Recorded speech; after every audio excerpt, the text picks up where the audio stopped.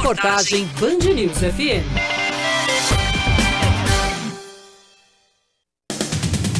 Empresa que negocia a venda de vacina indiana ao Ministério da Saúde é investigada.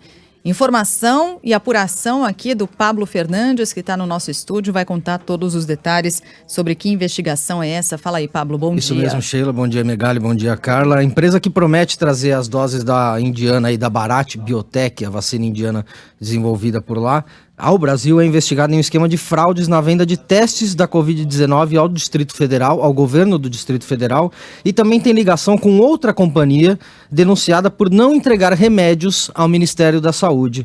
De acordo com o Ministério Público, que deflagrou a Operação Falso Negativo em julho do ano passado, a Precisa Medicamentos teria sido beneficiado em uma compra com dispensa de licitação no valor de 38 milhões de reais.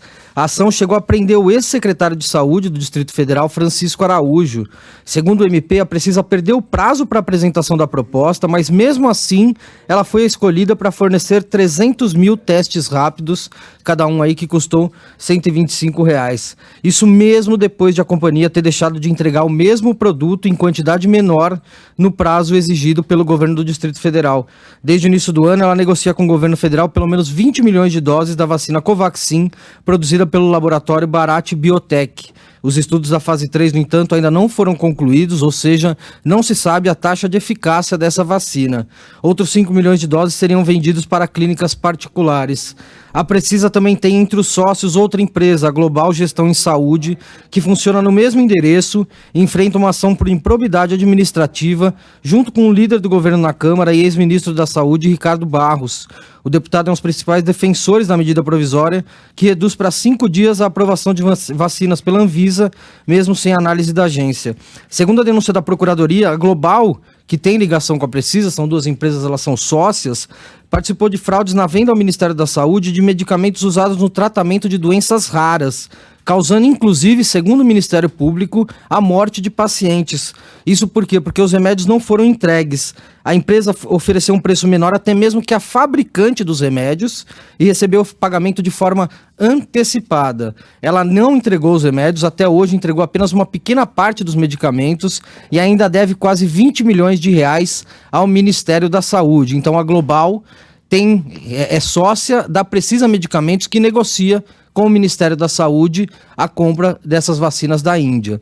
Sobre as negociações com a Precisa, o Ministério da Saúde afirmou apenas que o pagamento pela aquisição de qualquer vacina só será feito após os fabricantes obterem autorização da Anvisa para uso emergencial ou definitivo.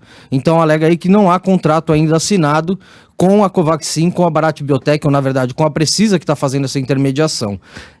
Diz ainda que as negociações com a Precisa estão avançadas e permitirão ao Brasil receber 20 milhões de doses da Covaxin ao longo de 3 meses. Eles estão projetando entre março e maio a entrega dessas doses.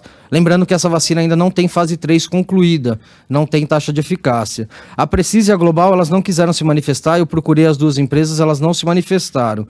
Ricardo Barros, líder do governo na Câmara, afirmou que está dedicado em facilitar e simplificar a liberação do uso no Brasil de todas as vacinas contra a Covid-19 que já possuam certificações internacionais. Sob a ação de improbidade administrativa envolvendo a Global, no qual ele é réu junto com ela, o deputado esclarece que a quebra de monopólios chegou a resultados positivos em 99% dos casos e uma economia de 5 bilhões de reais aos cofres públicos, buscando sempre a proposta mais vantajosa.